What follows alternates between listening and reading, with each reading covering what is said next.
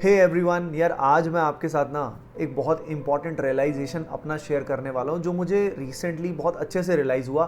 पहले भी होता था लेकिन रिसेंटली ज़्यादा रियलाइज़ हुआ और मैं चाहता हूँ आप सभी को भी अगर वो रियलाइज़ हो जाए तो आप सभी की ज़िंदगी भी बहुत बेटर हो जाएगी।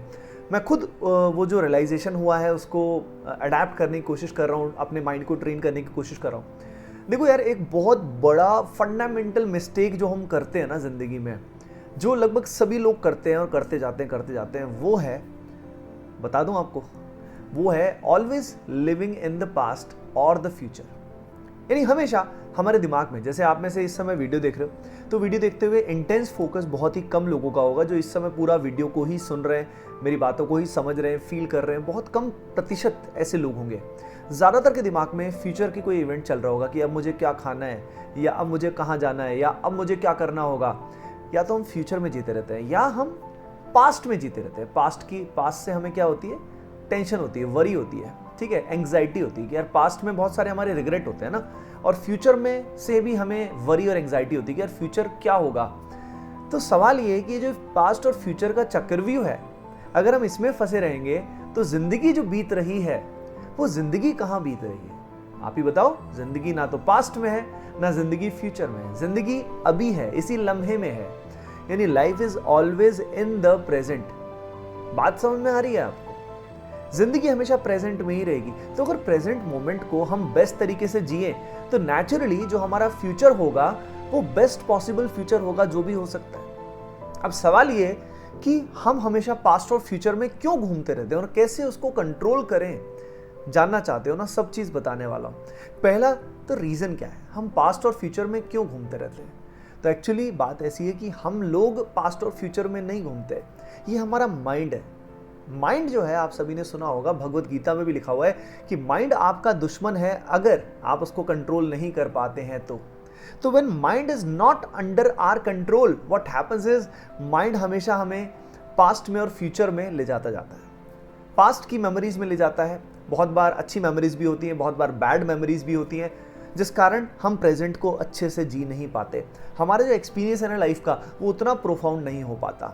सिमिलरली वो फ्यूचर में अपने को अनरियलिस्टिक या ऐसी सिचुएशंस 95% ऐसी प्रॉब्लम्स बना के देता है जो कभी नहीं होती।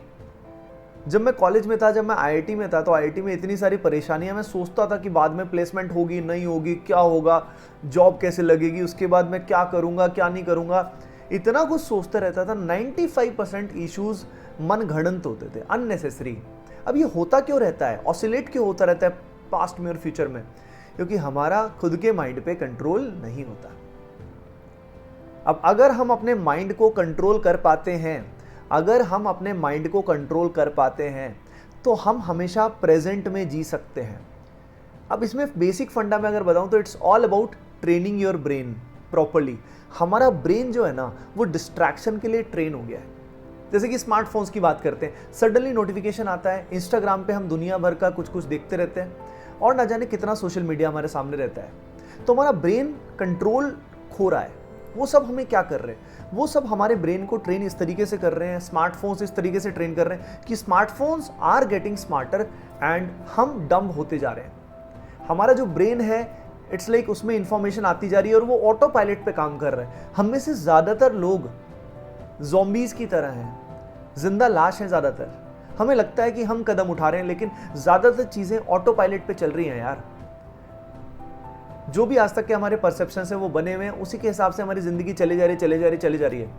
और इससे नुकसान पता है क्या होता है? इससे हमारा जो टाइम है ना, जो हमें दोबारा कभी नहीं मिलने वाला, वो टाइम वेस्ट होता जाता है। ज़िंदगी एक बार ही मिली है यार, तो उसका एक्सपीरियंस तो हमारा प्रोफाउंड होना चाहिए।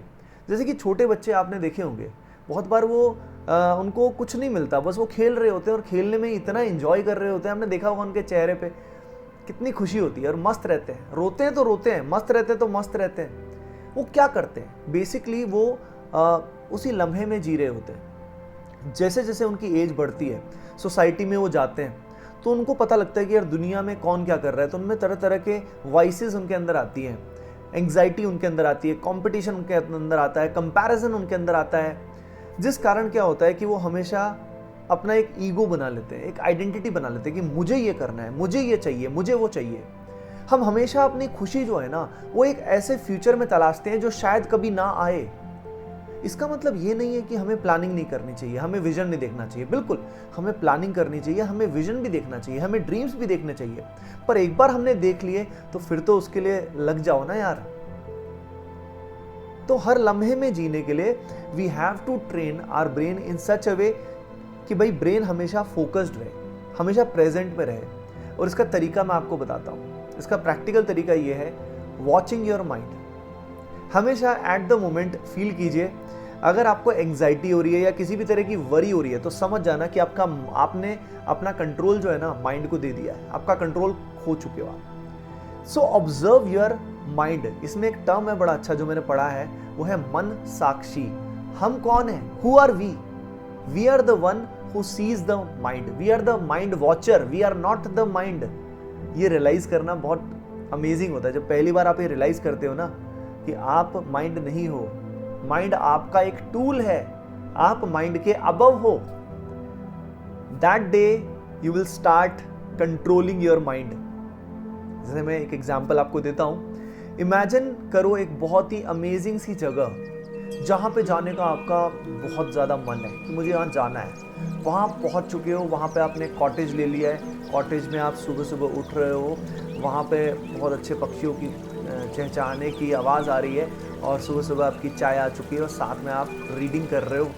इमेजिन किया आपने। तो इससे पहले आपके दिमाग में ना जाने कितने रैंडम थॉट्स चल रहे थे, वो माइंड ऑटो पायलट पे वर्क कर रहा था। जैसे ही मैंने आपको कुछ बोला तो आपने अपने माइंड को कंट्रोल किया और उसको बोला ये सोच।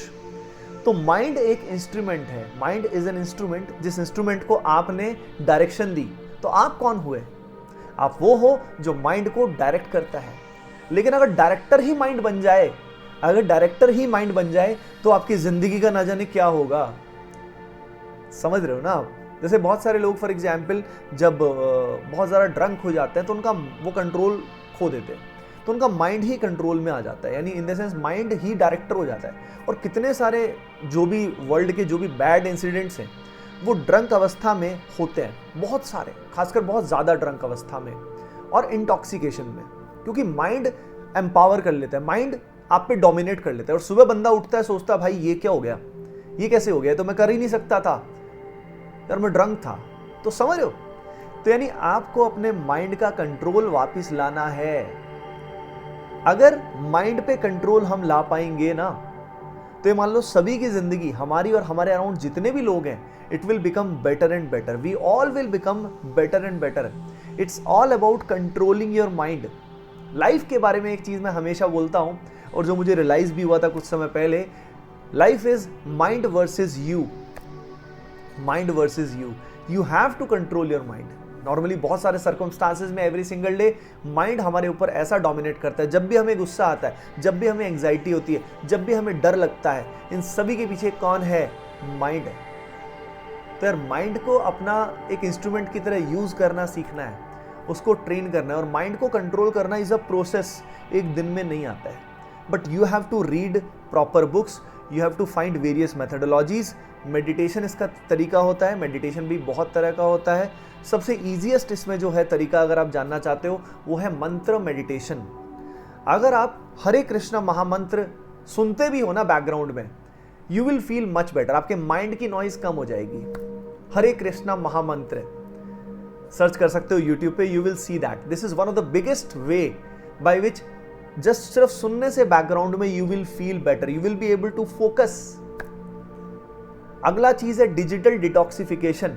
यार स्मार्टफोन्स का यूज करें, लेकिन वो आपको यूज कर रहे हैं, वो हम सभी को यूज कर रहे हैं, और मैं खुद भी कोशिश कर रहा हूं, मैं खुद भी इस चीज से, इस जंजाल से दूर होने की कोशिश कर रहा हूं। मेरा खुद भी फोकस लूज होता है, पास्ट और फ्यूचर में मैं ऑसिलेट करता रहता हूं, लेकिन I try to keep maximum focus in the present. धीरे धीरे क्या होगा, टाइम के साथ आदत पड़ जाएगी। जैसे ही माइंड मूव करेगा, I am watching my mind, और मैं उसको इधर लेके आऊंगा कि भे इधर आ, फिल्लू इधर आ। क्योंकि माइंड यार मंकी की तरह है, फुदकता रहता है, जिस भी चीज का मन करे वो करता रहता है ऐसे ही। And we are not the mind, we have to control the mind. उसके अलावा ब्रीदिंग एक्सरसाइजेज जो होती हैं, और भी देयर आर वेरियस वेज जिससे आप माइंड को कंट्रोल कर सकते हो। तो अगर आप लाइफ में प्रोफाउंड तरीके से जीना चाहते हो, रियल सक्सेस चाहते हो, तो यार माइंड को कंट्रोल करना सीख लो। और इट टेक्स टाइम, एक बार में नहीं होगा, धीरे धीरे महीनों महीनों सालों सालों के एफर्ट से you will be able to control your mind. And आपके जो थॉट्स आएंगे वो आपकी विल के हिसाब से आएंगे। यू आर द पावर यार, यू आर द पावर। अगर ये वीडियो आपको हेल्पफुल लगा तो यार इसको शेयर जरूर करिएगा, ताकि मैक्सिमम लोगों तक ये बात पहुंचे कि हम सब लोग इस समय सो रहे हैं यार, ज़ोंबीज बन चुके हैं स्मार्टफोन की दुनिया में, डिजिटल टॉक्सिफिकेशन की दुनिया में, और हम हमेशा पास्ट और फ्यूचर में जिएंगे तो सब लोग बहुत परेशान रहेंगे यार। मैं नहीं चाहता कि आप सब लोग परेशानी झेलें, because everybody is suffering, everybody is, and but you have the power, you have the power not to suffer.